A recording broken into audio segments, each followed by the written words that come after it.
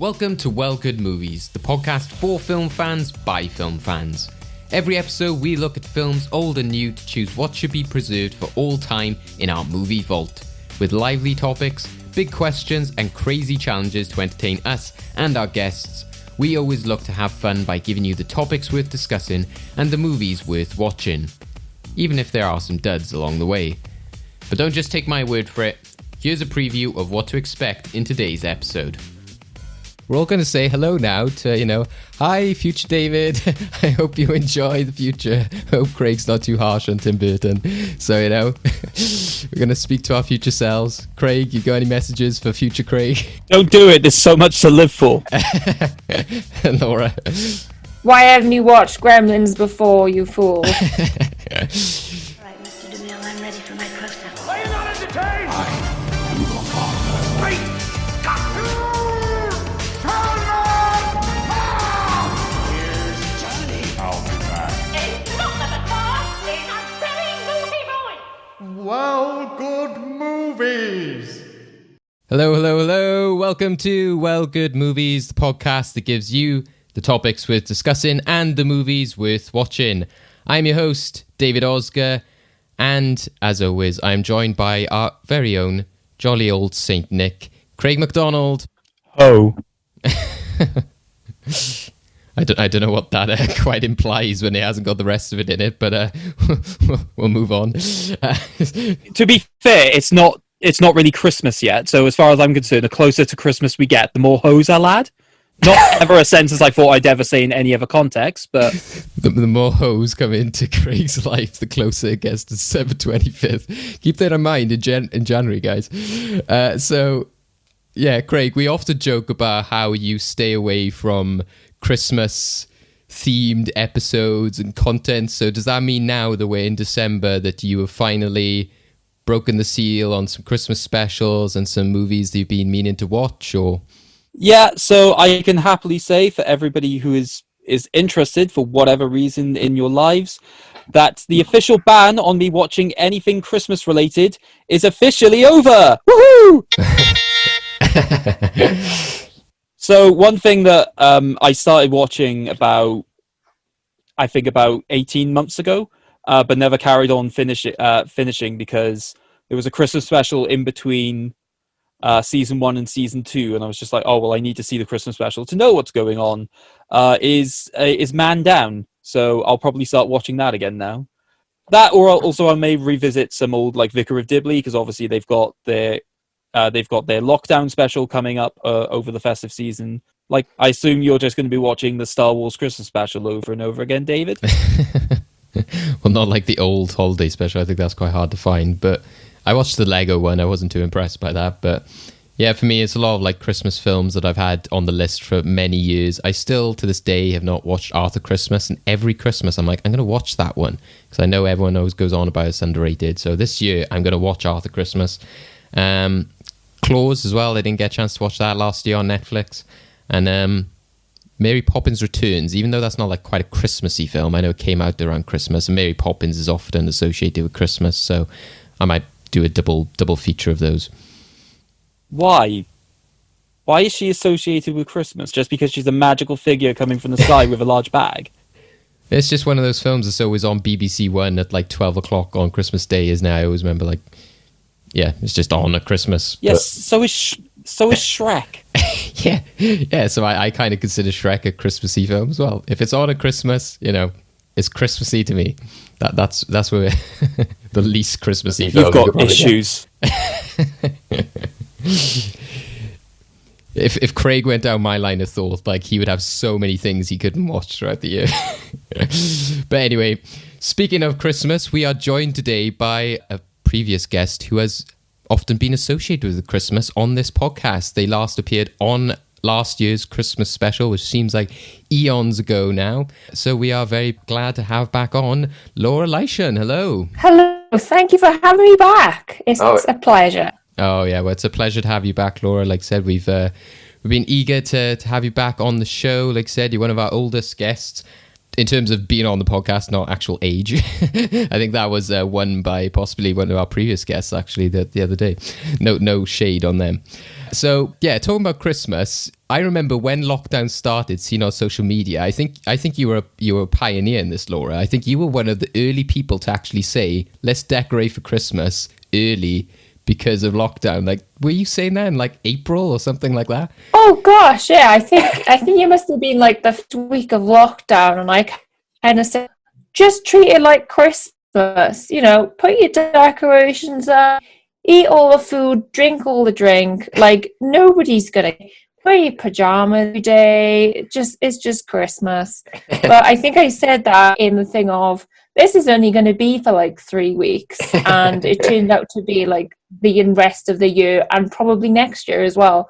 So spirits up. But I did notice there was a lot of people who they obviously saw what I had written and then read it in their own words, and then got thousands and thousands of likes on Twitter, which I was tempted with, to be honest. Yeah. After all this time, you must be sick of that Christmas tree in the living room now, though. Oh yeah, can't wait to put it away. What a way to portray the spirit of Christmas. Theft. So, we spoke about lockdown, etc. You know, we've had previous guests on, you know, who have obviously used lockdown in different ways, you know, through entertaining others, etc. And, you know, especially for yourself, because as we've previously mentioned, you do a lot of gaming streaming. So, you know, that's been an ideal time for that. How has that gone this year? It's gone amazing, absolutely. I think because of people who haven't been at work or unable to go to work and have needed something to do in the day, there's been so many people who have just come over and just been like coming in and watching me over on Twitch, just streaming everything, just having a great time. It's been really nice. It's been nice. It's a nice way to keep up with people as well, to actually have some sort of social interaction with people every day as well, which was nice, because otherwise I'd just be in house on my own for most of the day. So it's nice to have a bit of back and forth with people, even if they were complete strangers on the internet. So yeah, it's one of the good things of 2020 is brought us all together. So, you know, we obviously also talked about Christmas, and that does tie in, you know, to this time of year. We are now in December, and to what we've previously talked about. You know, last year we talked about Elf, and we sort of touched a bit on, you know, Nightmare Before Christmas, which I don't know if you've seen, but just on Netflix now, they've dropped the holiday movies that make us, which is Netflix's sort of series about, you know, behind the scenes, how they made these, you know, beloved movies, and they've done a special Christmas one for Nightmare Before Christmas and Elf. Oh wow, no, I've not seen those. I'll have to check those out, definitely. Yeah, I think it's perfectly set up for you, Laura, those two films. So today we wanted to use the spirit of Christmas and the fact that it is December to kick off some traditional holiday viewing, but we thought, you know, we'll give it a bit of a twist, and we decided we're going to focus on some darker Christmas films. Now, that doesn't mean we're going to go down like, you know, Krampus level or anything like that. We're just talking about those sort of still charming, still Christmassy films, but a bit of a twist. And, you know, somebody like Tim Burton, who, you know, was involved in Nightmare Before Christmas, is a classic example. And his film, Edward Scissorhands, is actually celebrating a milestone anniversary this year. So what better time to talk about Edward Scissorhands, which is also one of Laura's, you know, favourite childhood movies. And we thought it was a great chance to talk about another film which has often come up as a, you know, hidden, you know, underrated Christmas film, which is Gremlins, because that is often, you know, touted as like this big, fun, horror, goofy comedy. But it does take place at the Christmas time. So we thought, what a great time to talk about sort of dark Christmas films, which aren't strictly about Christmas, but happen at the festive period. And, you know, it has great relevancy to all of us here today. So, you know, with Laura, you know, we've previously said, you know, you've been quite a big Tim Burton fan in the past. But for Craig, you know, not so much. I can't really say that I'm a fan of the overall style. I think the problem is because he's such a distinct director in terms of being quite gothic, quite dark, quite visually striking. For me, the problem is he doesn't make a lot of his actual films distinct from each other. He just makes his films distinct from other people's films. So a lot of them just blend into each other for a while. And then that's a bit of a problem because for me, it's a lot of it's a lot of style that masks a lack of substance. So there isn't really much story, and I get distracted from that. So what I'm hoping with this film, because this is one of his more beloved films, is that because it's like earlier and it has a lot more like nostalgia and whimsy to it, that it doesn't have those problems necessarily, and it's able to draw me in a bit. But we'll see. Yeah, that's a great element of today's episode, is the fact that we're going to have this opportunity to talk about our expectations about the films before actually watching them. We're going to do like a bit of a time travel during this episode. So, Craig's talking about his expectations for Edward Scissorhands because he hasn't yet seen it. But later in the show, he will have through the wonders of technology. But, Laura, tell us about, your previous experience with Edward Scissorhands. Where are you coming from with this film? So this is a film I've probably watched maybe 3 or 4 times. Probably watched it first when I was about 10 or 11.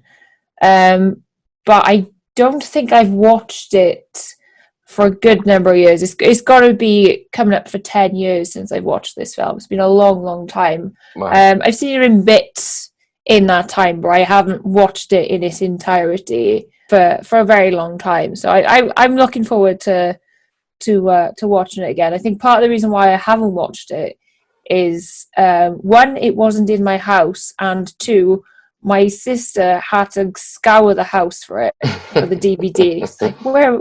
So it must have been put somewhere where we just didn't know where it was. Just like out of mind, out of sight, out of mind kind of thing. Yeah. But yeah, looking forward to rewatching it. What about the other film we're watching today, Gremlins? I know that one you said, you've never really seen in its entirety, I think, is it? Yeah, so I've seen bits of Gremlins. I know the whole thing of, don't feed them after midnight, don't get them wet kind of thing. But they do that in the film, and stuff happens that is bad. But apart from that, I can't really remember anything that goes on in the film. So looking forward to see that one as well. Definitely going to be a good watch for sure. Yeah, it's not one you've ever sort of sat down and been like, right, I'm going to watch this entire thing in one sitting kind of thing. I think it's one of those films, isn't it? Yeah, it was like that a bit for me when I was like young. I remember it being on TV, and even I think my cousins were watching like, oh, it's Gremlins, and I think like my auntie or my nan being like, oh, is this too scary for David? Because I was a bit younger than them at the time. So then I don't know, maybe because of that, I never watched it. And then years later, I was like, oh, this is one of these films I need to now watch. So yeah, it was only a few years ago that I sort of fully rewatched it. But I'm looking forward to rewatching it again because it's around Christmas time, and it's got like some great elements to it, and it's also a good chance for me to maybe follow it up with a sequel as well. What about yourself, Craig? What's your experience with Gremlins? I have literally no experience with Gremlins. I think again, I essentially know the meme elements of it. So like Laura said, just the don't feed after midnight stuff. But I've had literally no connection with this film whatsoever. I've never had the opportunity to see it. I've never been around the TV when it's been on. But at the same time as well, that's translated into I've never before had a fascination to then try and chase it up. So this could be like an undiscovered gem for me, hopefully. But I don't really know what to expect. I mean, if the central premise genuinely is they get these creatures that are told don't feed it after midnight or don't get it wet, and then the kids do both of those things, I'm unsure about how much I'm going to like these kids. Because it's literally just a case of, oh, what's the harm? Oh, I don't know. How about everything you were told? Typical 80s hijinks, like, oh, those teenagers, what are they doing now? Yeah, so long as they give me believable reasons why they've done this, then I'll probably enjoy the film fine. If they don't, I'm just going to be like, I want to murder these kids. Hopefully the Gremlins do it for me. Yeah. Yeah, well, that's the interesting thing. Like I said, today, we're recording this now before we've seen these films. We got our expectations, and yeah, like I said, I don't know what the outcome will be. I know I look forward to it. I think, to me, I imagine the Gremlins will be the preferred one of Craig. Like Craig said, I think Edward Scissorhands is one of Burton's earliest films, so there is that going for it, and it has made such a it did help skyrocket his career along with Batman, etc. So there is that element. There might be, the sophistication of it that you latch to in that sense. But then at the same time, there's some parts of it which are very Burton and very, gothic and that kind of thing. So there is still the style aspect for it. So yeah, it's going to be an interesting one. What do you think, Laura? What, in terms of our reactions, what do you think they're going to pan out like? Yeah, I think I agree with you. I think Craig will prefer Gremlins, but hopefully there will be aspects of Edward Scissorhands that he'll sort of think are admirable then. Well, you'll find out, guys, when you hear our reactions. So we're all going to say hello now to, hi, future David. I hope you enjoy the future. Hope Craig's not too harsh on Tim Burton. So, we're going to speak to our future selves. Craig, you got any messages for future Craig? Don't do it. There's so much to live for. Laura? Why haven't you watched Gremlins before, you fool? Yeah. We shall be joining ourselves soon for after we have watched all of these. So, which for the listeners at home is right now.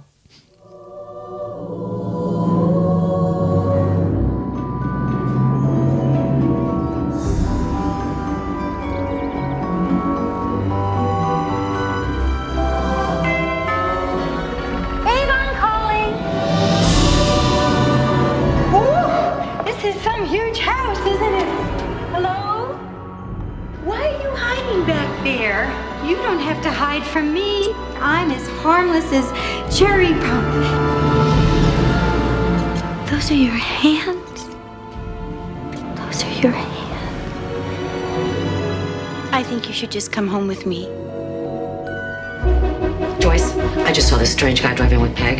Did you get a good look at it? Hi! Scissors. Whoa! Heck of a handshake you got there, Ed. Kim, this is Edward who's gonna live with us. Well, this must be quite a change for you, right, Ed? Those things are cool. Can I bring him to show and tell on Monday? He's a highly imaginative character. It seems clear that his awareness of what we call reality is radically underdeveloped. Eddie, you take my very breath away. Do you have a girlfriend? Is there some special lady in your life?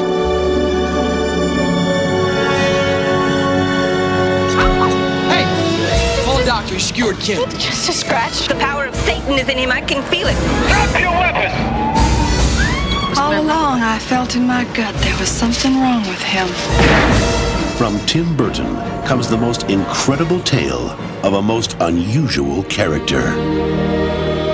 Edward Scissorhands. Hold me. I can't.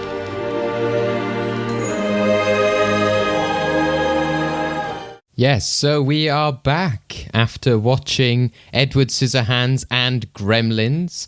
It's been quite a long journey now since that first recording, guys. Even some of us have aged, an entire year in that process. And yeah, we're starting off with Edward Scissorhands, which was released in 1990 on the 14th of December, which means that it's currently celebrating its 30th anniversary. Pretty much as this episode comes out, which is really great timing as well. This is from Tim Burton, so a big reason we wanted to talk about it is because myself and Laura are big Tim Burton fans. As we explained before, Craig a bit more skeptical about it, and we are talking about sort of more unconventional Christmas films of a darker, more gothic nature. This is obviously a famous film because it was one of the films that kickstarted Johnny Depp's career. You also have Winona Ryder, Diane Wiest, Kathy Baker, and you have one of the last appearances of Vincent Price. So go to yourself, Laura, first. As we said in the past, to past Laura, who we've only just, the people at home have only just heard past Laura. You hadn't watched this in quite a few years. So how was it compared to how you remembered it? Yeah, I really enjoyed it. I think I enjoyed it more now than I don't think I've watched it properly for a good 10 years, maybe even longer. But I think I really took more from it this watching around than I did in previous watches. Yeah, definitely. I had the exact same experience, actually. It's like, you're watching it like, oh, I'm surprised how many messages and sort of jokes and commentary there is in this film. I think it's definitely as well well, I think a lot of Tim Burton films are very personal to him. You know, his style reflects in it quite a lot, which we had mentioned previously as well. You know, you were saying about how he's, you know, more of an oddball and he's quite relatable. And I think that's what makes him such a big name as well, isn't it? That's evident in his films, that, you know, you can almost see Tim Burton in the characters themselves, and especially like Edward Scissorhands. You know, you just watch any of the behind the scenes and you're like, oh, they're like the same guy almost, you know, like kooky hair. And, you know, so, you know, how do you find this as a Tim Burton film? So like for myself, when I originally watched it when I was younger, I was kind of like, oh yeah, and let's watch, you know, one of the original Tim Burton films to sort of get a flavour for this filmmaker. But I kind of just saw it as more the like bread and butter Tim Burton. You have to watch this to sort of appreciate him. But yeah, looking back on it now, I was kind of like, oh, you know, I realised how much of Tim Burton is in this, and how much classic storytelling and different directing techniques and stuff were in it. So how do you see it in sort of the scope of his work and his style? Oh yeah, I think it's one of his better films. Like when I love Nightmare Before Christmas as well, but when I compare it to that, like Nightmare Before Christmas is all kind of like, apart from like the Christmas scenes, I guess, but then they all are just kind of trying to capture Santa Claus, and there's, you know, all the doom and gloom kind of stuff.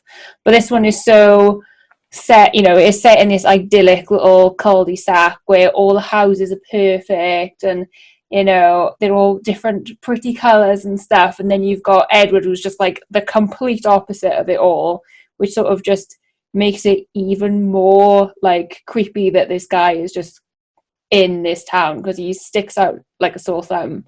Just like, who is this person? Like all of the neighbours like gossiping over the phone, like, who is this person? Like, who is this? Like, we have no idea who this is. Like, obviously they're bored housewives who have nothing else better to do with their life. But yeah, it's more obvious how odd he is, and how, like, obviously in like other films with his, that the whole film is odd or gothic or spooky. It's not so obvious that it's like that they're strange characters because they have that universe, whereas he is sort of thrown in and sort of like, oh my gosh, who is this? Like, yeah, wow. Or sometimes his other films might be masked by the visual effects or the bigger story. So if it's, you know, like one of his big budget films, which he later started doing, or even, like I said, you know, one of his films that would have been made around the same time, like Batman, you know, he can easily mask that because he's like, oh, I'm adapting Batman, so of course I'm going to have a psychotic clown and a man who dresses as a bat. But then when he creates his own character, which is similar vibes to that, there's not that sort of adaptation aspect for him to lean back on. I suppose Batman Returns is a bit more of that kind of, I'm going to take this adaptation but take my own style and take it this crazy route. But to me as well, it does strike me that I always remember like reading about how this was very personal to Tim Burton, because that little suburbia you mentioned is based on his experience as a kid growing up in middle America. So you kind of can just imagine that like Tim Burton just felt like, I was Edward Scissorhands, this was like how all the people were around me, and this is like me just commenting on all my neighbors basically when I was a kid, kind of thing. So yeah, but obviously, like we said before, you know, watching back through these films, we had a non-believer in Tim Burton, which was Craig. So one of the big questions before watching these, Craig, was, you know, which will you prefer, Edward Scissorhands or Gremlins? And me and Laura had our bets on Gremlins. So what is the answer coming out of it? Are you sure? Well, are we still sticking to Gremlins, Laura, after we've both watched the films now? Do we still think that the Gremlins would be the preferred one of Craig? I don't know. It's hard to say, isn't it? Yeah, like watching them back, it just depends on which angle and which route you take. But I'm going to say personally, for a personal appreciation, it would be Gremlins. Craig? It's Gremlins.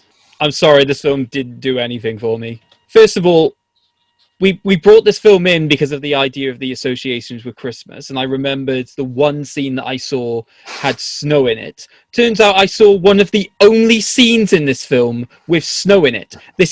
Why are we talking about this film in a unconventional Christmas? Is it that it's so unconventionally not Christmas because it's just not a Christmas film? But also, they do have a Christmas party in the film, though. So wait, do they? Yes. Yeah. Was that for Christmas, though? Yeah, they had a tree up and everything. They set up the tree. All right, well, that one part of the film then. But for me, unfortunately, I felt like a lot of the problems that I had still persisted with this film. So, I mean, it feels hard to commentate because both of you have just been talking about how personal and how representative of Tim Burton's life this is, and I'm just sat there being like, well... No, I think it does then, like I said, if you didn't like this film, then it's like, whereas other ones, like you said, say you had watched something like you mentioned before, Dark Shadows, or Charlie and the Chocolate Factory, or even some of his more, again, like out there ones, then you could say, oh, well, maybe it just was a case of that was a bit too kooky, or that was a bit too dark, like I said, Corpse Bride, that kind of stuff. But if, like I said, whereas Edward Scissorhands is more of this like typical fairy tale story, and even though apart from the kooky stuff, there's still this whole like, oh, all the town turn on him, and it's that idea of the outsider, and there's all this commentary. But if you just don't get on board with any of the aesthetic stuff in the first place, it just goes to show this is just not my type of film, isn't it? So I think that Edward Scissorhands would be the epitome of that for you, isn't it? Just the like, yeah, you could say that there's all this stuff in there, but I just can't buy into it because I just don't get on board with it from the get-go kind of thing. It's just a case of I didn't get into the film. I can't say that anything like outright offended me, apart from maybe like a handful of elements. I thought the romance between Edward Scissorhands and what was Winona Ryder's character's name? Kim. I thought that was way too idealized, to the point that they basically just awkwardly stare at each other from points, and then like this love just sort of blossoms. And I mean, the scenes like that just came off as creepy, and unfortunately they chose probably the two actors who, when staring at each other, probably do have an intense creepy showdown, because you have Johnny Depp covered in those scars, like looking as timid as he does, and you have Winona Ryder, who's the living definition of like deer in the headlights. Like, I just remember the scene of what was it? It was an award that Stranger Things won, and she was just on the stage, just darting her head around at everything. I just couldn't take that image out of my head. But yeah, I mean, I could definitely tell it comes from the idea of somebody who was wanting to create allegory to situations. Like, my big problem with situations like that is that the town was so flip-floppy in terms of what perspective they had about him. I just would have liked to have seen like actual discussions and regressions getting to that point. I understand the bored suburban housewives point, but there are some things that they don't explain even then, to the point that like the woman who was trying to seduce him turned around and say that like he assaulted her just out of nowhere. It was just like, wait, what? Why are you doing this? And just the boyfriend was just like typical, no need for this level of being a terrible person, like bullying. Yeah, I just didn't get on board with the story, and also just I don't know what they did with the scenes to explain why he has scissor hands, but they just flew over my head. So could one of you explain, why does he have scissors for hands? Well, I was just going to say, they don't really say, it's just that he wasn't complete, but they don't say specifically, I don't think, why the inventor give him scissors as to any other replacement. That's just ludicrous. I was just like, okay, I wonder why it's scissors. I wonder, and I was even expecting it to be like some deeper purpose thing, right? Because they obviously acknowledge the fact that he's a creation, as opposed to somebody who's just been, I don't know, like weirdly transplanted. And I'm just like, okay, why scissors? Yeah. And then they just do so much weird slapstick with it. I think that's the problem as well. They want to make it so emotional. They make him so serious that when he's doing things just like trying to pick up appease, Mm. that charm just doesn't work for me. And also, just every time he's like trimming a hedge or cutting ice or cutting hair, I hated those scenes because it's just him wildly flailing his hands, and you could tell somebody's behind the door, just like chuck up the leaves now. Just that was the stuff that was in my head though. I was watching, and like when we just said, Laura, like we didn't know which way Craig would go with it, and I was watching that thinking, this is the two ways you could go with it. Craig will actually get on board. Could either get on board like, oh, I love the insanity of this, or like said, like, this is ridiculous. Why are they having such ridiculous? It doesn't help the fact that obviously I saw Johnny Depp in Sweeney Todd, the Demon Barber's Fleet Street before that. So I know that he can fling around razors in a fairly sophisticated manner, as opposed to just like doing the equivalent of two children just like bitch slapping each other on like a playground. Yeah, I'm not going to say too much more because I realise this is dear to your hearts, and there's no point. There's just no point. Well, no, like I said, like that's why I thought it was relevant at the beginning, isn't it? It just comes down to like, you know, like whether you get on board with it and stuff. And I was similar to you when I originally saw it. I was kind of like, I'm not sure this whole like immediately falling in love thing is a bit goofy, and it's, you know, but you see so many people online who like love that storyline. And I think to me on a second watch, I was kind of like, well, it's kind of just like a Beauty and the Beast kind of situation, isn't it? It's kind of, you know, even in the animated Disney, there's a bit more like, you know, you see them having dinner together and she kind of, you know, you see her falling in love. But again, it's not like a long spanning thing. It's very rushed. So it kind of just adds to, you know, that's the way I kind of saw it. But yeah, you are right. It is just a kind of googly eyes thing. But even then, there is an element in which this story is trying to take somebody from the fantastical and place them into like reality at that point, and just see how like the harshness of reality reacts. So that's why I would have expected that, you know, falling in love with a character from that reality to make sense. To like develop in that way. I mean, it makes perfect sense why he would immediately fall in love with her, right? She is the first like woman that he would have seen, apart from her mother. But yeah, let's face it, not as attractive as the daughter. From his perspective, I just would have liked to have seen why she would eventually then fall for him, apart from just the fact that she was in a bad relationship and it just seemed not that bad. She was freaked out by him, and I would have liked to have seen how that was like warmed up to, especially considering she was also one of the people insulting his, what's the word for fancy head trimming? Because it has a term. Temporary, is it? Oh, topiary. Yes. Yeah, she was one of the ones freaking, and then it's just when he was on the TV just staring out, she started to sort of fall for him. I would have liked to seen like an actual more meaningful link there.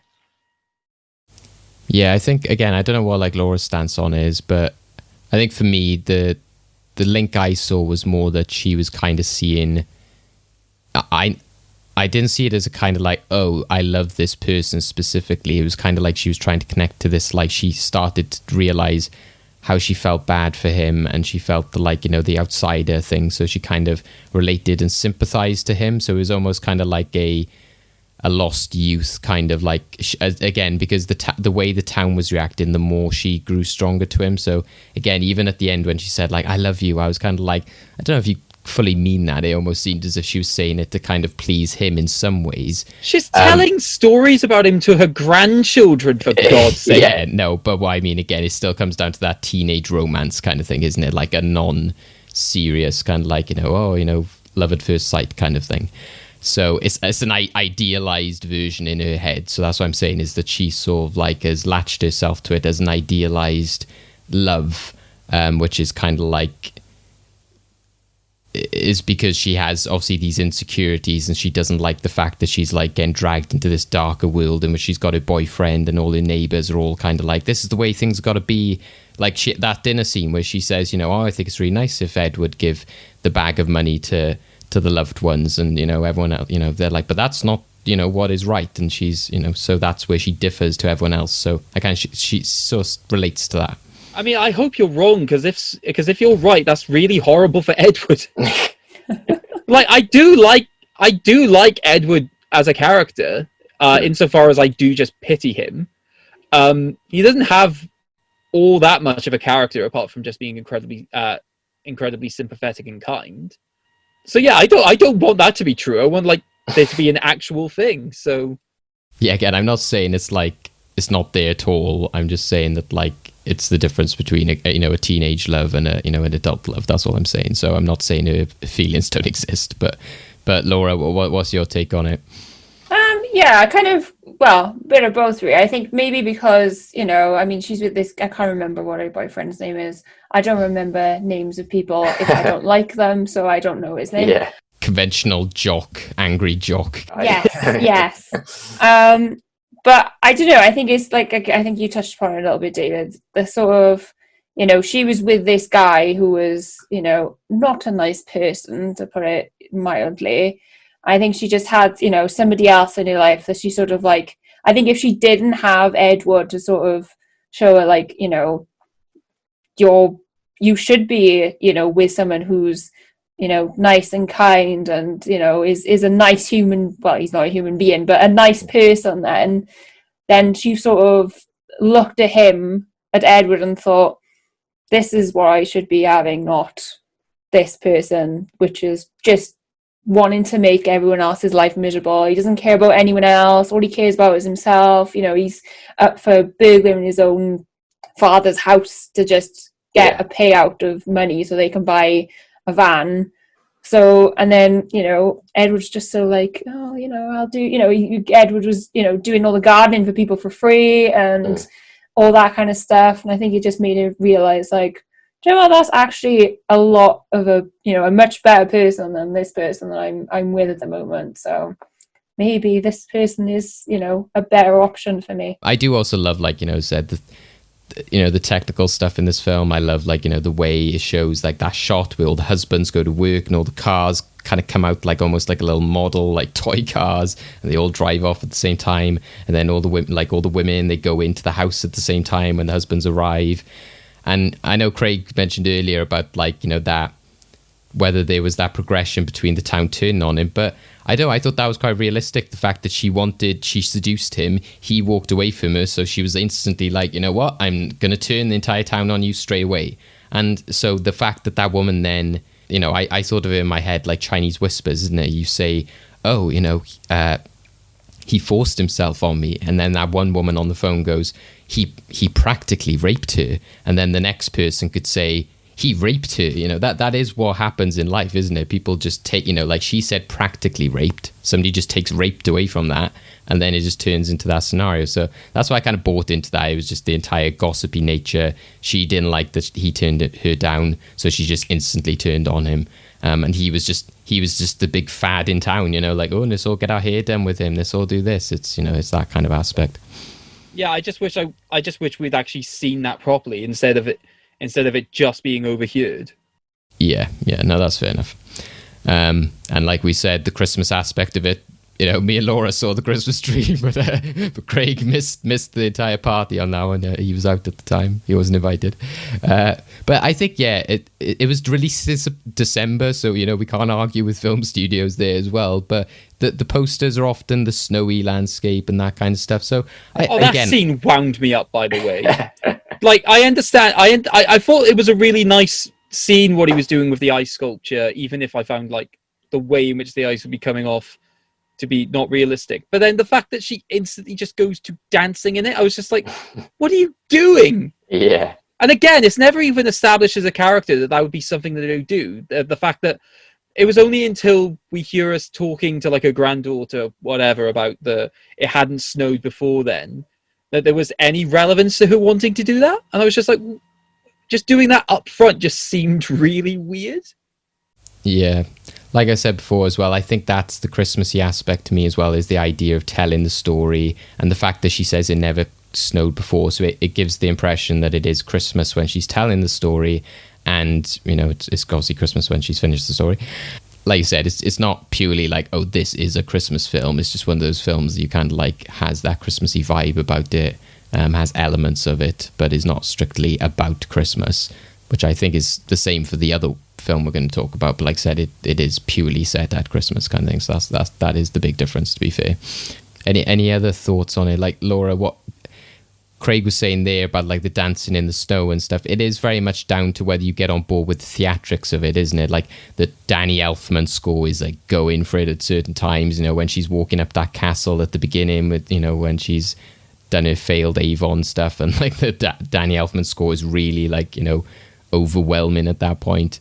And the dancing in the snow, like I said, the way she's acting is so like over the top and stuff. But again, it just depends if you invest yourself in it. Do you love the theatrics of it, or? Yeah, I do. I think it really makes the film. Like I love all the exaggerated stuff of a Tim Burton film. Yeah, definitely. But I don't know, I think this viewing as well, I think it's really hit me personally, because I do a lot of work with physically disabled people now. And I just see that in Edward, that he is physically disabled, really, but he can still do all these amazing things. And it just really, hit me like sort of like, yeah, well, all right, they can't do this, that, and the other, but they can do this, and this kind of thing. And I think the whole thing of, him eventually having to flee and leave the town because, of one thing he's done wrong, really, which wasn't really anything that, he didn't realize he was doing anything wrong when he burgled that house, or that he turned that lady down. I just think like there's so many instances where like disabled people have, you see people all the time who have like meltdowns in the supermarket because it's too loud or stuff like that, and then you get all the people sort of like, oh my gosh, like what is this person and stuff like that. So that really hit me, like sort of like, oh, you've done this wrong now, so we don't want you anymore, so go back to where you came from, kind of thing. So I think that is why, like, this time I was actually getting a little bit choked up watching it, just like, oh bless him, he's got to go now because he's done something and nobody likes it. But when you think of like all of the neighbors, like especially that Joyce lady, the woman who tried to seduce him, she is just irredeemable. She is just a horrible person. And it's just like, because she looks normal and because she acts normal for the neighborhood, she is accepted. And it just it's quite heartbreaking, really, to think that because he doesn't look like everyone else, that he's just like, no, you've done something wrong now, go away. Like you said, even outside of like things like disabilities and stuff like that, it is just the idea of if somebody's different. So again, that's why I think Tim Burton sees himself in the characters, just if you're just a bit of a different character or that kind of stuff. Yeah, just how quickly people can pick somebody up and drop them again. Edward's the latest fad, and then as soon as, like you said, he's done something wrong, they drop him really quickly as well. So I think that's why that became a big film in that point. It almost reminded me as well of another Christmas film, The Grinch, because the newer Grinch, the Ron Howard one, almost has the same story in which all these people are loving the Grinch when he comes down to be the Cheemeister, and they're all feeding him pudding, and like, when he's like, they're feeding him the salad, it reminded me of that in The Grinch. And then again, the moment he does something wrong or they take the mick out of him, he turns on them, kind of thing. And I was like, oh, this is quite similar to that. So yeah, that is Edward Scissorhands, like I said, controversial as to whether it's a Christmas film. Depends if you're paying attention in the last act or not. But yeah, it does have a lot of, links to Christmas, a lot of imagery, etc. And I do agree with Craig as well in terms of some of the inconsistencies. Where does he get the blocks of ice to do all these sculptures? Yeah, I know.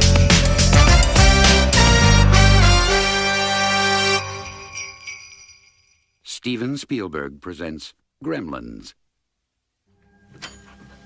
Billy Pelser has a nice home. Billy, is that you? Yeah, Mom, it's me. A nice job. A nice girl. If you're not doing anything this Thursday night, maybe you'd like to go out on a date with me? I'd love to. And loving parents who are about to give him... You're gonna like this. No, don't shake it. We're gonna have to open it now. It won't wait till Christmas. The most unusual gift he ever got. What is it? No. It's your new pet. Come on, Barney, be a good dog. My dad gave it to me. But there are a few things to keep in mind. If you expose it to the light, you may hurt it. If you get it wet, it will multiply. All that from water? They got wet? Yeah, plain water. And most important, no matter how much they beg, never, never let them eat after midnight. Because when they do, they change.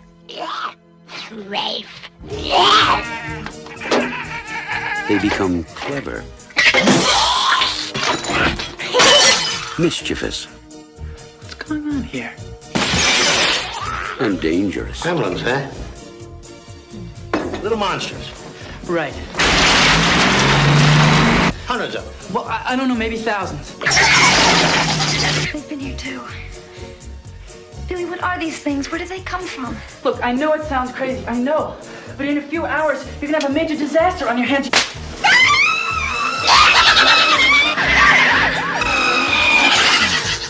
Gremlins, directed by Joe Dante. They'll be expecting you. Craig just grinning at the very moment in that film that I knew that he would love. So yes, that is Gremlins, which was released all the way back in 1984. It was directed by Joe Dante, written by Chris Columbus, so another, alumni of Christmas films with Home Alone and classics such as, Harry Potter, etc. And it stars Zach Galligan, Phoebe Cates, Hoyt Axton, and also Don Steele. So, it's a very infamous, nostalgic film for a lot of people. It's, appointment viewing for some people at Christmas especially. But yeah, for a lot of us, it was one that passed us by, especially Laura and Craig. And I wanted to go back to our expectations because Craig specifically felt that this would be the least Christmassy film of the two. And it was just like, he didn't even know it was a Christmas film until, like we mentioned it for the podcast. And how ironic that this is the film that takes completely at Christmas. And the opening of it is like, the title card alone is just there in like the Christmas village. And yeah, Craig, what was your summary in the end of liking the children? You said before you were going to judge them based on whether they did get it wet or feed them after midnight. So what was your consensus on that in the end? Oh yeah, they if you're going to ask me about that, the film gets a pass for me. So my big concern was you were given these explicit instructions that you somehow seem to ignore. So I'm actually glad that when it came to getting it wet, it was just an accident. It was a stupid accident because who keeps a glass of water right next to their pet when they're told they should never get that pet wet? But, stuff happens. I get that. And then it makes sense that given the society that they were in, that they saw what that actually does and think, hey, maybe we could abuse this. With regards to feeding after midnight, I think it was good that they actually showed that the Mogwais were trying to deceive him and actively broke the clock so that he would think that it's fine. So insofar as they actively manipulated him into thinking that he was actually okay and he was still looking to respect the rules, I can't have fault with that. I think that just shows the deviousness of the Mogwais becoming gremlins. So yeah, I'm not going to judge them for that. I had such fun with this film. It is undeniably goofy, but on a technical level, I think a lot of the puppetry still holds up, even if some of the deaths are like a bit obscene. I mean, like the scene with like the digger, bulldozer, whatever it was. That guy just stood carefully in its path, being like, "Oh no!" Instead of just running for it. Obviously, the horrible old woman being yeeted from a house was amazing. Just the fact you come back to her and she's just there lying dead on the street, but her legs up in the air on the chair. Yeah. It's just the fact that building up to that. She's like, they've come for me. It's my time. I'm like, I just love the fact that she knows she's been a dick for her entire life. So she's like, it's come the moment the demons have come for me. I'm like, yeah, you've been a bitch. We're literally building up like a Wicked Witch of the West thing with her because she was talking about getting it's like, I'll get your pretty little dog one day. And just leave the dog alone. Yeah. It's just a perfect representation of like the idiocy of pursuing capitalism, basically. And what did you think of it as a Christmas film? Oh, it's undeniably Christmas. I mean, they're playing Christmas songs. They're watching It's a Wonderful Life. I can't deny it's not Christmas. Yeah. So Laura, your big looking back to the past, Laura, you said, why have you not watched Gremlins? It was what you wanted to say to past Laura. So, do you still agree with that statement? I'm happy I watched it because it is a cult classic. But I gotta be honest, didn't really do it for me. Oh, we got another clash. Just like it's the reverse of, you either go Edward Scissorhands or you go Gremlins. Yeah. What was it that changed it for you? I don't know. I just the whole time I was watching it, I just couldn't get invested in it. I don't know what it was. I don't know. Like, there was just little things that just annoyed me throughout the film. It was just like, oh, okay. Like, I don't know. Like I don't know. It seemed very sort of like filmish in some places. Like the part where he comes in and the sword falls off the wall. I'm just like, well, he's going to be using that sword later on then, isn't he? Like, just sort of like, oh no, there's this in here. And like, there was all like little nods to like E.T. in there, like where he's hiding in the department store. One of I think it's Stripe, isn't it? And he's hid behind the E.T. toy amongst the toys. I'm just like, oh really, that's just so cheesy. But okay then. I think just little things like that all the way through, like, sort of not ruined it for me, but kind of I just thought, oh, okay, right, fine. And like the thing that really bothered me was when they were all in the bar and they were all drinking beer, and I'm thinking, does beer not count as water? Like, they were told, don't even give it water to drink. Surely beer counts as water. So I was kind of like, Not to many health professionals, to be fair.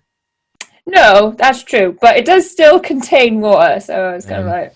But it's also similar to Edward Scissorhands in the sort of like the second watching thing for me, I think, and I think it might, whether it be a year's time or, whenever, but I think it would be worth rewatching, Laura, just because I had a similar experience, which I watched the first time. I was like, that is a very weird, bizarre film, but I can see why it's a classic. I appreciated watching it.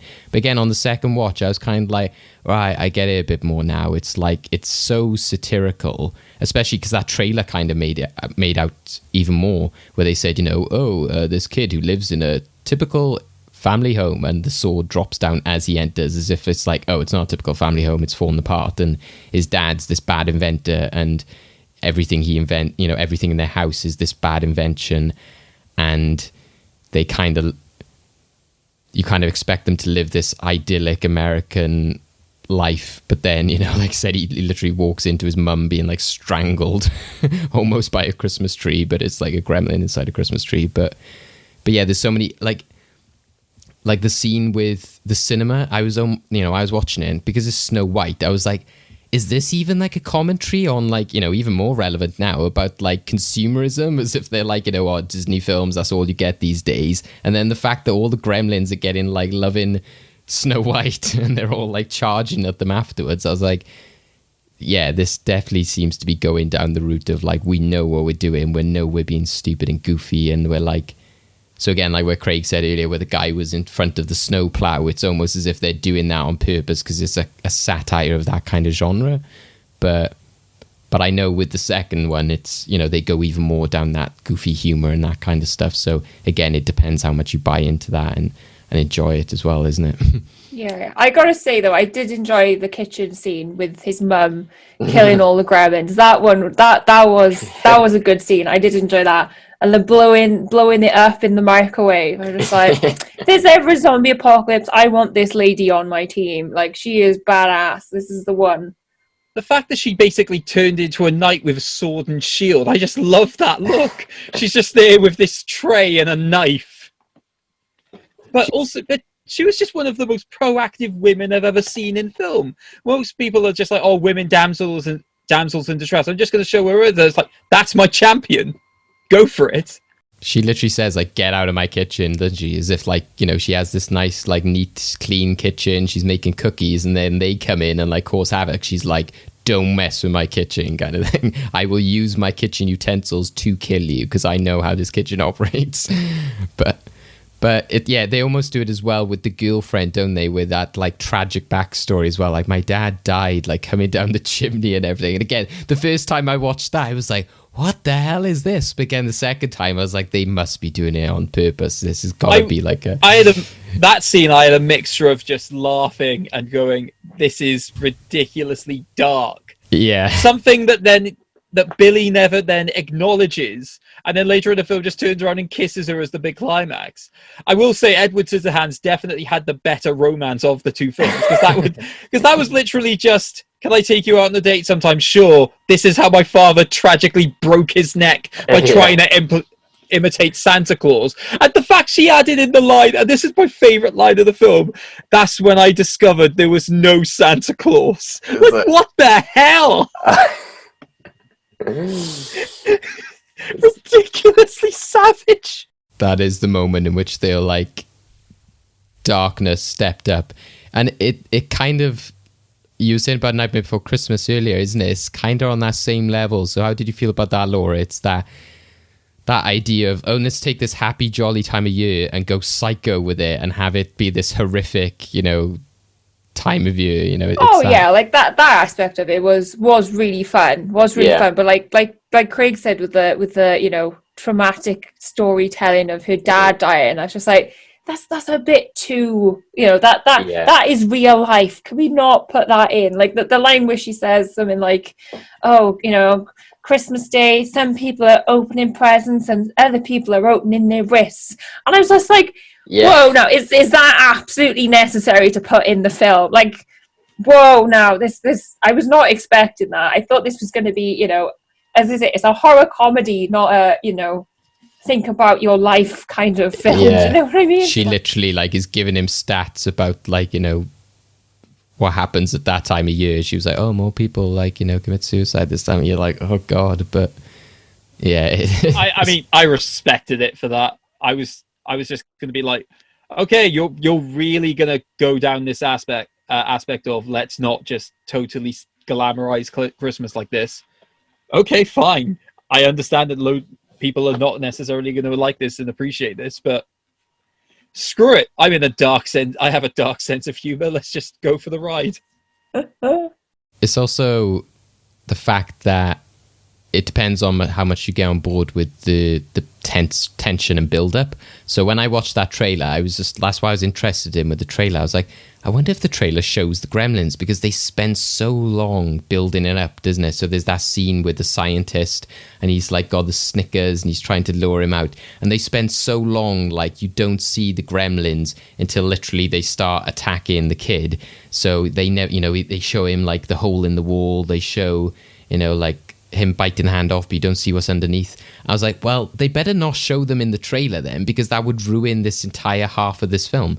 And they didn't. So I was like, they kind of show the back of them and stuff. And I was like, no, that's good. They showed the psycho stuff they were doing, but they didn't show like the Gremlins Christmas caroling. They didn't show like, they didn't show them there choking like, the mother and like literally like going at people with chainsaws. They just showed like glimmers of them.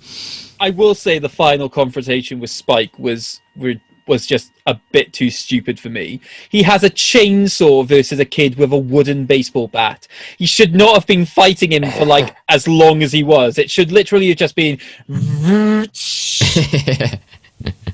And why did he keep hold of the chainsaw when it like dragged him away? He was just like, no, I'm not letting go of this. It was like, okay. I do love that scene where they just show up as carolers. Just the fact that they went through the effort to traumatize this woman by dressing up in little hats and scarves. That's my favorite element of it as well, is the fact that the neighbor, when he says like, oh, it's Gremlins, and it was literally the night I watched that film, or like the day after, I went to get petrol, and the where it says like pay a pump or pay a kiosk, it wasn't working, so you had to pay in the kiosk. And I went in there and I was like, oh, the pay a pump thing doesn't work. He was like, yeah, it's all been a bit funny. And I felt like saying like Gremlins, and I was like, but I didn't think you'd appreciate the joke. He looked a bit like tired and pissed off. So, but I was going to say, I would also love it if he's never heard of the term Gremlins when it comes to machinery. Exactly. Yeah. You just heard him go Gremlins. He's just like, what? What's that film got to do with this? Yeah. But that's what I liked about it, is just the fact that that guy did just say like, oh, it's Gremlins in the technology.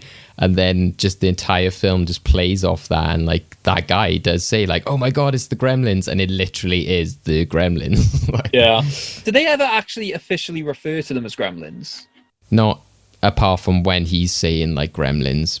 I'm not sure, no. Well, no, but like he's saying Gremlins when it comes to just things in the machinery. He never calls the monsters Gremlins.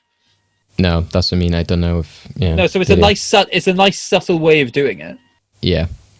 One of my favorite scenes as well is also when they have, again, because is that when they're playing like the jolly Christmas music, and it's the town, and you can see like all these cars are like burning and people are like running, and you see that like silhouette, and there's like a shadow of somebody with like a gremlin on their head, and it's when like Jolly Christmas is playing in the background or something like that. One thing I do love about this film is I think this is the other reason I just sort of realized quite early on just how unashamed it was just the fact that they were using a load of pre-existing films, you know, showing on the TV to basically draw parallels to where they were at their point of the story. So obviously they had It's a Wonderful Life at the beginning.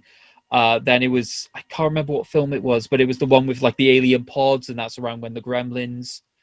Just the fact they were showing all these films, I just realized then it was basically just going to be a weird homage. Yeah.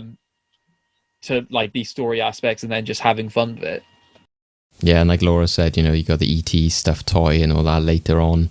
One of my favorite aspects of it, and you know, I don't know about you guys, but you know, it's even worthy of sing along, is the song. It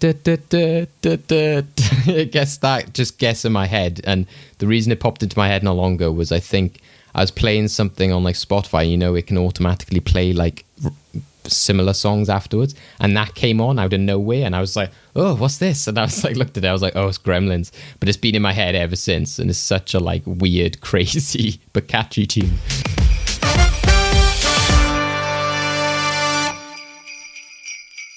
Final thoughts, guys. What do we feel about dark Christmas films? Do they work? You know, are they better as a sort of like polar opposites to your more holly jolly Christmas films?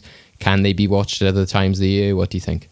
I quite like alternative Christmas films. I'm not one for all the everything's wonderful kind of Christmas films. They kind of make me a bit no Christmas movies.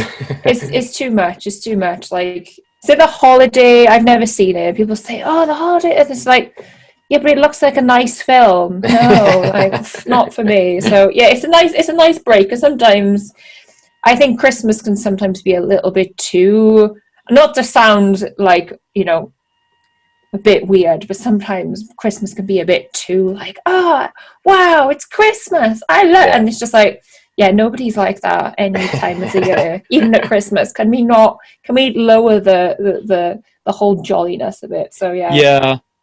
Yeah, if only there was a film out there that was telling us the suicide rates of Christmas, then I think people would really get behind the idea that Christmas isn't always that positive. But even with other films we talked about in the past, isn't it? Like Home Alone, like that kind of shows the realistic, the busy family, the craziness of it, the running around and all that kind of stuff. So I'm glad you defined quite quickly on what you meant by the realistic elements of Home Alone. You know, the abandonment, you know, that happens all the time now. In fact, you have to fight off some criminals. Yeah, not realistic injuries by any means, but yeah. So you know, our final segment then, guys, the movie vault. How do these films fare in terms of the movie vault? Again, this is going to be a really contentious one, isn't it? Because they're both, you know, we both had mixed opinions on them, and you know, this is, you know, saving movies that should be epitomized for all time, whether they be bad or good. But I don't know, are we basing it on the idea of them being dark Christmas films? Is it, again, just, you know, Edward Scissorhands for just the Tim Burton link, the Gremlins thing for the practical effects and the craziness of it? What angle are you coming at it from, Craig? What do you think? Laura, can I strike a deal with you right now? Yes. If I support Edward Scissorhands going in, will you support Gremlins going in? I will, indeed. Cool. Put them both in, David. There you go. 2020, again, that theme of coming together is... In all seriousness, I think even if there are elements Edward Scissorhands that I don't personally enjoy, and if there are elements of Gremlins that Laura doesn't personally enjoy, I think given the way it cemented itself within society, especially being like such a subversive way of being able to look at, say, like winter or Christmas in general, I think they both deserve like going in. Yeah, and I think as well, even if you are then not looking at the Christmas aspect, is the fact that, Edward Scissorhands is one of the most Tim Burton films there is.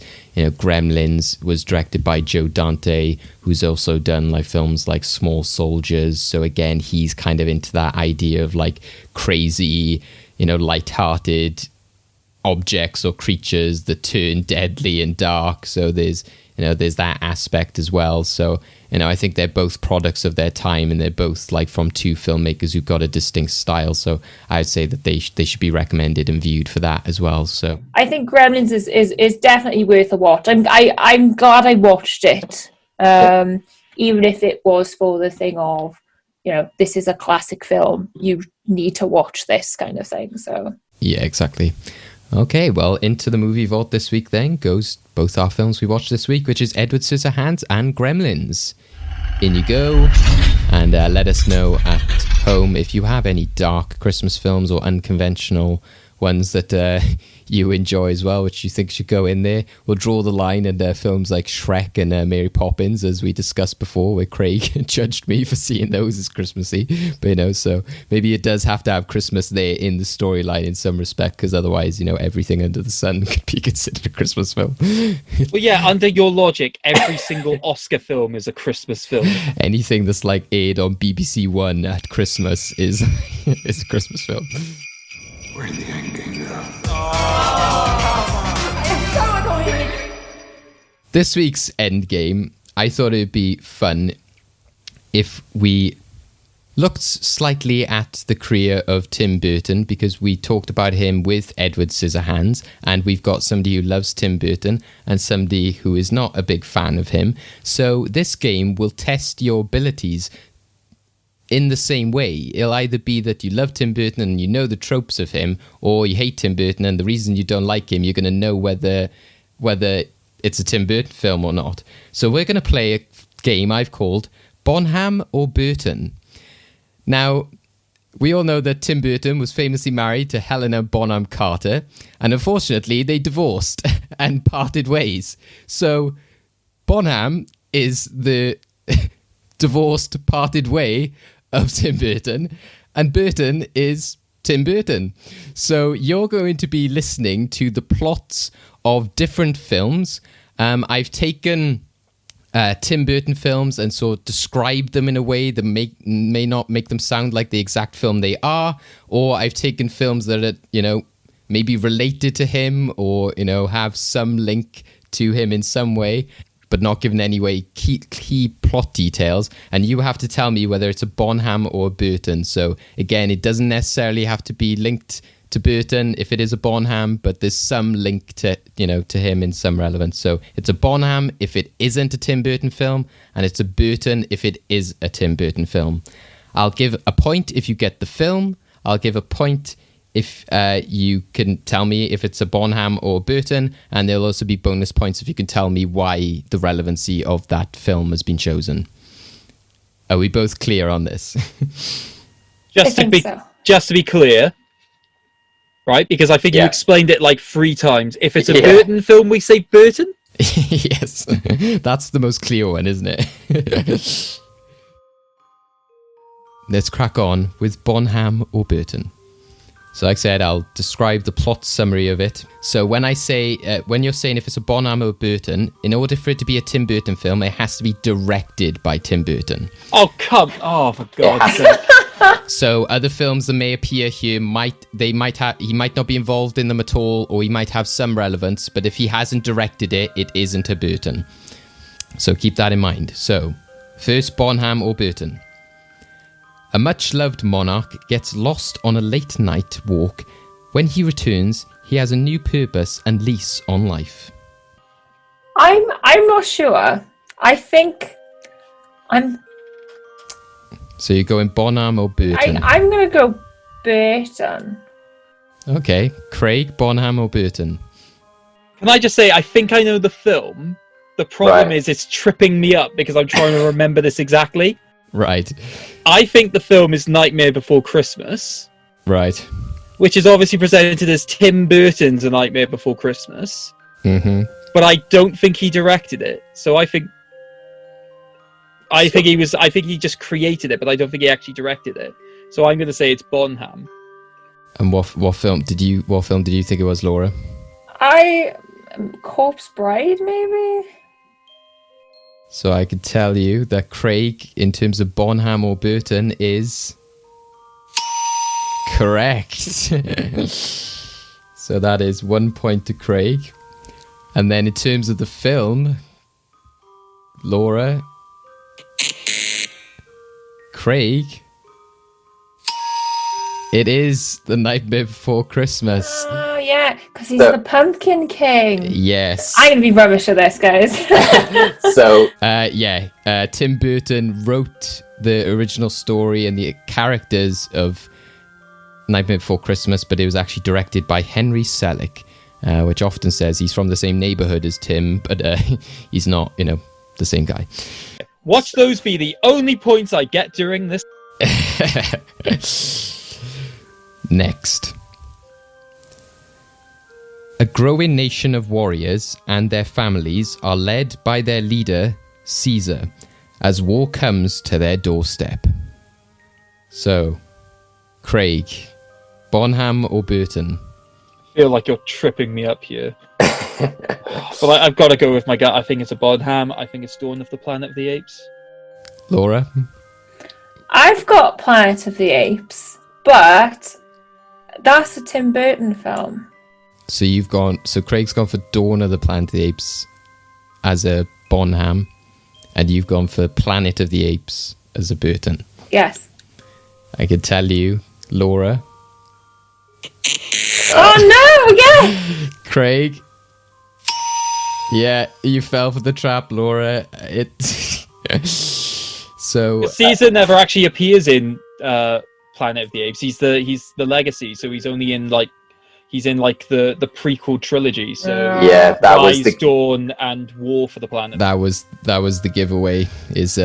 Tim Burton directed Planet of the Apes, but it didn't have Caesar in there as a character, and it was more about the humans, landing, and they have to try and find their way off the planet, all that kind of stuff. So with that one, it was Matt Reeves directed Dawn of the Planet of the Apes. Interestingly as well, he is directing The Batman, which is coming up in a few years, which Tim Burton also directed Batman. So embarrassingly, I forgot that Tim Burton had actually had a remake of Planet of the Apes. That's why I was like, why has he brought this up? Is there something I'm missing here? Yeah.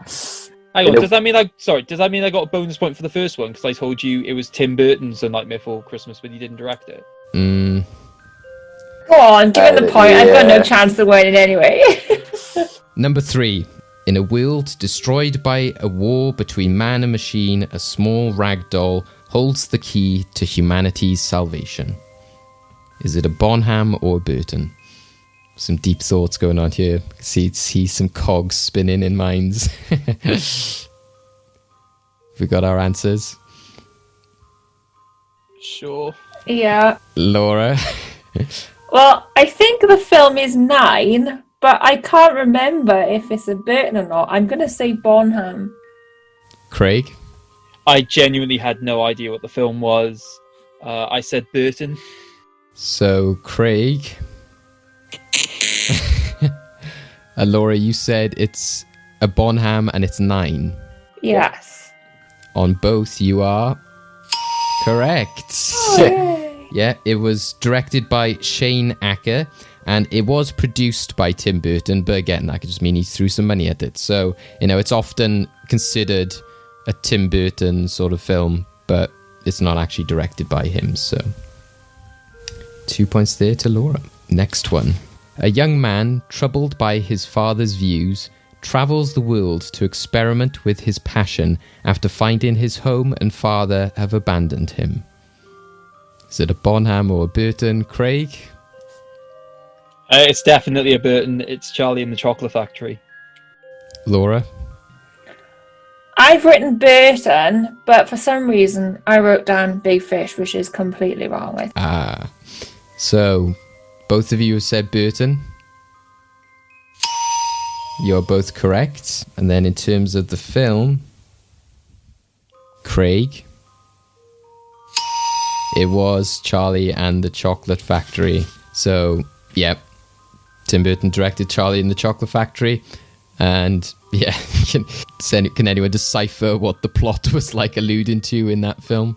It's basically because he goes off to the land of the Oompa Loompas to recruit them, and they have that special cocoa bean. Yeah, but also, yeah, his dad just, like, ups and leaves. The house and left. Yeah. I was tempted to, like, throw in, like, a plot element of Willy Wonka and the Chocolate Factory just to be cruel, like, with the Planet of the Apes thing, but I was just like, nah, that's a bit too cruel, that one. Right, next one. An eccentric, childlike man goes on a journey to recover his much-loved bicycle from Warner Brothers Film Studio. Laura, Bonham or Burton? It's a Burton. I can't remember which one exactly it is, but it's definitely Pee-wee. Pee-wee. Craig, what have you gone for? Oh, I had no idea, but I said it was Bonham. So you didn't know the film and you said it's a Bonham. Yeah, so I'm getting no points for that round. That is the only correct in that that round. Oh, shut up! So yeah, Laura with Burton, and I'll give a point for the film. It's Pee-wee's Big Adventure, so 2 points there for Laura. So yeah, it's catching up now. It's actually 5-6. So just to clarify, Tim Burton directed Pee-wee's Big Adventure. Yes. Again, it was one of his early projects. I think after seeing the short films he did, like Vincent, they wanted him on this adaptation of Pee-wee. Is that the one with the really weird trucker scene? Yeah, with like the bikers and they're like hassling. Large Marge. Marge, yeah. That's it, yeah. Right, next. Okay.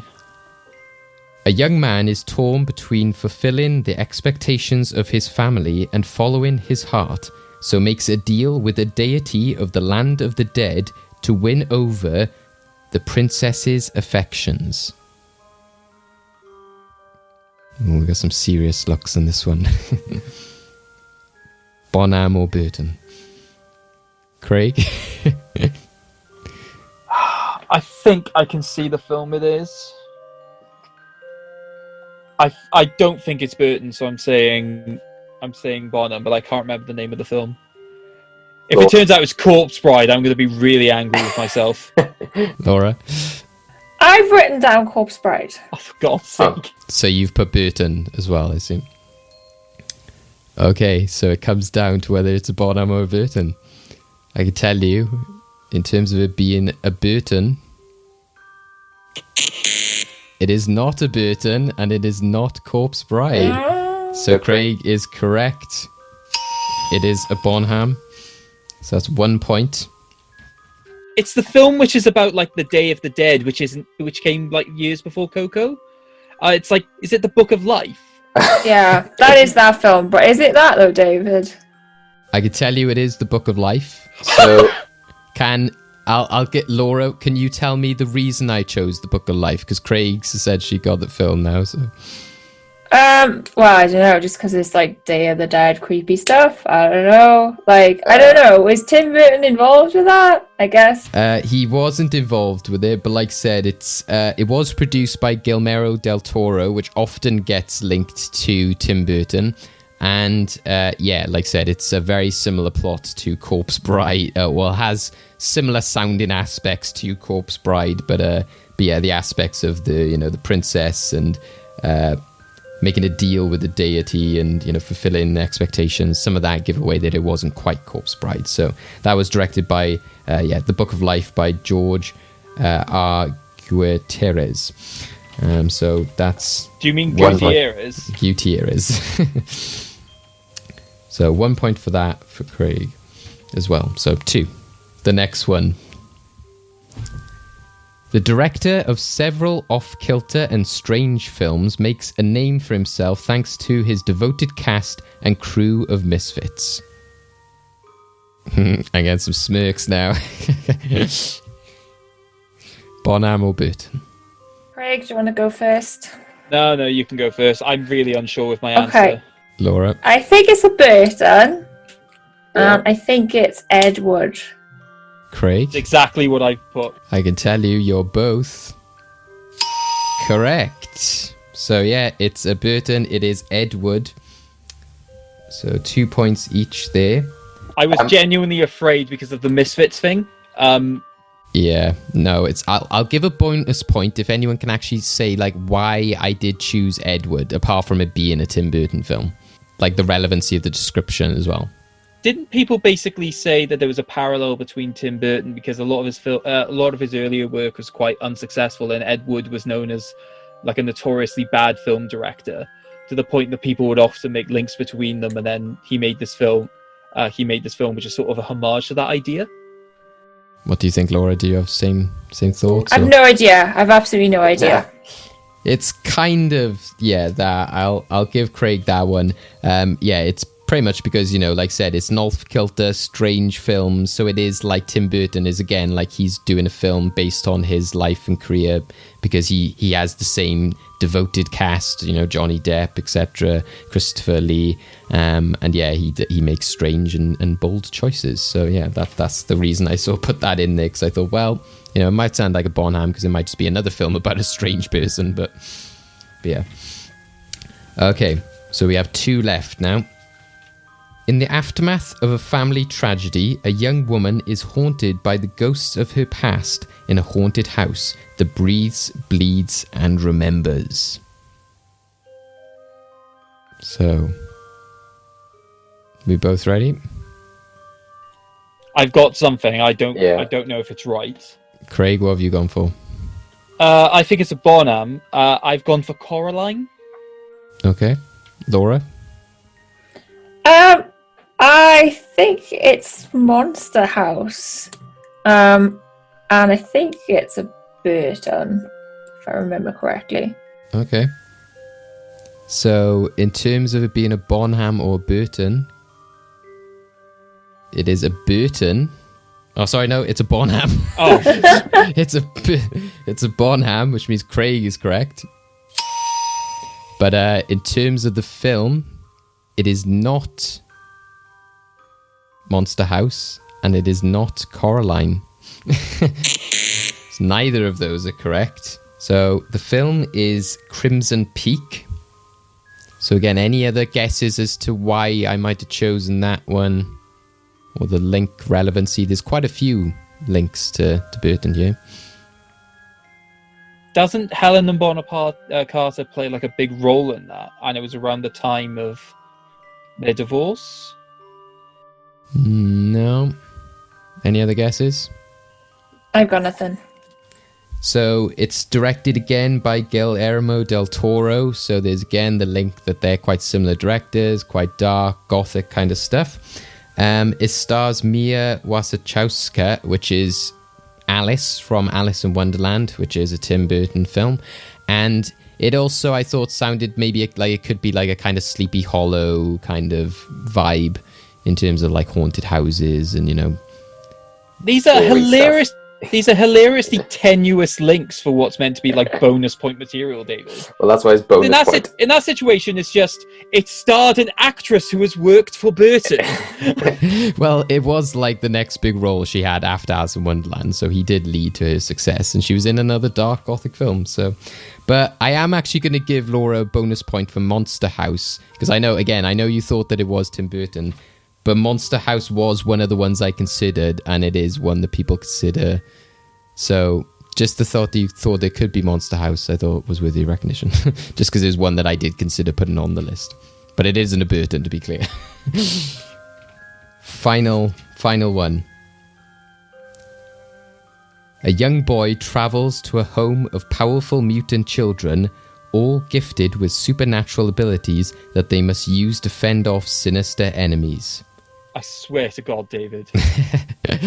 Laura, what have you gone for? Bonham or Burton? I said Burton, and I think it's Miss Peregrine's Home for Extraordinary Children, or whatever the title is. Craig? I've also said Burton, but I've gone for Paranorman. Oh. So you both gone for Burton? Yep. Which is correct.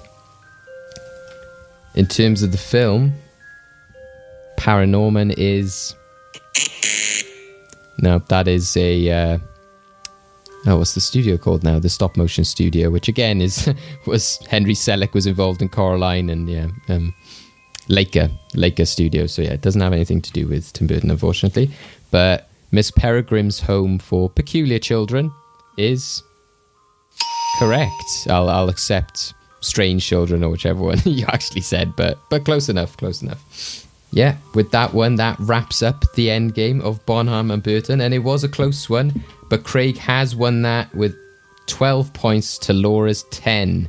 So, congratulations, Craig. And Thank you very much. Well done to Laura as well for still getting some bonus points in there, getting close. No, it was 12-10. It was very close. Yes. That was the good thing about this. Is like I said, either of you could have had it because it could have been from a place of love or a place of hate. So, yes. Thank you for joining us today, Laura. It's been a pleasure as always. And it's been nice to have you on another sort of Christmas special. Where can we find you? Where is your Twitch, etc., all your socials? Yes, so I'm currently doing a lot of streaming over on Twitch with my Twitch channel, which is Laura Leyshon, which is spelled LAWRALEYSHON. All my socials, my Instagram and my Twitter are all under the same, so just search for that and you'll find me. Awesome, yeah, go check it out. Any fun streams or Christmas stuff coming up at the moment, though? I've got a few things organised. Hoping to do a guest, my husband guesting on one of my streams before Christmas, and maybe a bit of karaoke as well before we finish for Christmas. So that'll be interesting. Get people doing the Gremlins theme. Da, da, da, da. No lyrics, just la la la la la las. Like I said, thank you for joining us. Craig, obviously we've got another big event coming up soon, which is also linked with Christmas fun and quizzes and games and all that kind of stuff. I'm not sure if we'll have karaoke, but I'm sure Craig will take over on that one if we do. Yeah, well, I mean, I'm not going to let you take over these end games forever. So next week I come back to my crowning glory, and we put 3 more teams of former guests through their paces with more festive themed end games. Yeah, so an entire episode dedicated to the end game once again, and with a Christmas theme. It's going to be very fun. And you can, like Laura, you can catch us on socials as well. You can catch us on Well Good Movies on Instagram, Facebook and Twitter. And you can also catch us on our website, which is www.freshtakehub.com/wellgoodmovies. And you can catch us on all the socials for that, Fresh Take Hub, where there's a lot of written content, including written review of, as of this week's Mandalorian episode, which Craig has written, talking all about Boba Fett. And we've got a lot of other Christmas fun. You can catch my Sunday Movies article, which was talking about Nightmare Before Christmas a few weeks ago, and then we got a bunch of reviews of oh so good Christmas films, which I'm sure you'd love, Laura, which is all talking about the how great Christmas is and how good it is. There's no darkness or any like trees getting eaten. What's going on? It's all happy stuff. What we don't want that. So yeah. Thank you guys once again, and tell us at home your favourite Christmas films and your dark Christmas ones, and we look forward to having you join us on Christmas for our Endgame special. So thanks guys, and catch you soon. Bye. Bye. Merry Friday.